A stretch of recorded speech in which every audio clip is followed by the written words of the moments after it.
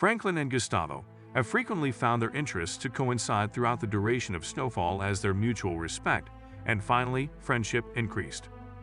In 1980s Los Angeles, when the strife between the black and brown populations of the city had spilled over from prison gangs and into the streets, three young black guys were seen supporting their favorite luchador. Franklin, Leon, and Kevin supporting a Mexican wrestler in a place where everyone else is Latino is one of the most absurd situations in the entire run of Snowfall, possibly even more absurd than the backyard tiger cage. But there they were, jubilant and unmolested. Franklin meets his favorite wrestler, El Oso, after the contest to get an autograph.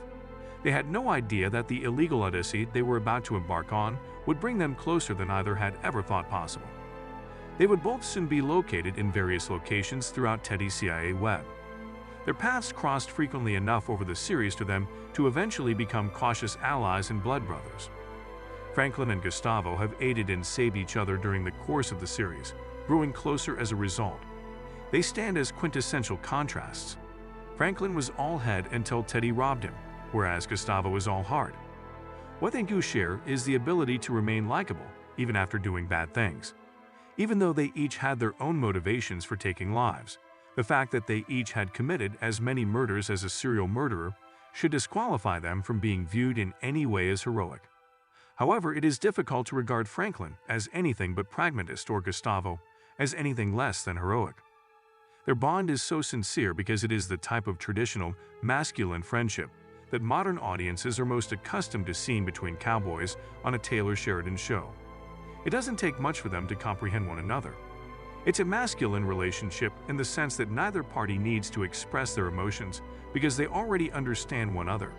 Since it is kind of an exclusive form of honor, there is a shared sense of honor that dates back to the days of chivalry. Even though they don't completely trust one another, they have a platonic relationship.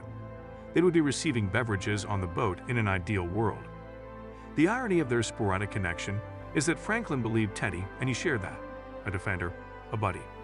Franklin tells Teddy while he is being kept captive by him that Teddy was his partner, that they were friends, that they might know each other for the rest of their lives, and that they had even attended each other's family's barbecues.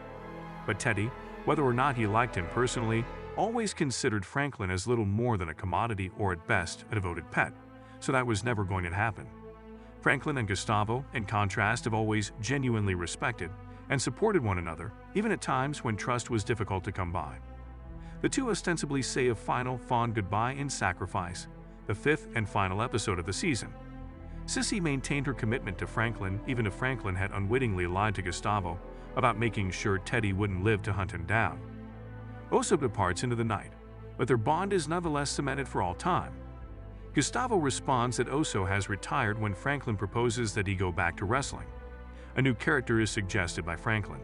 The former Oso turns to Franklin and smiles while suggesting Saint.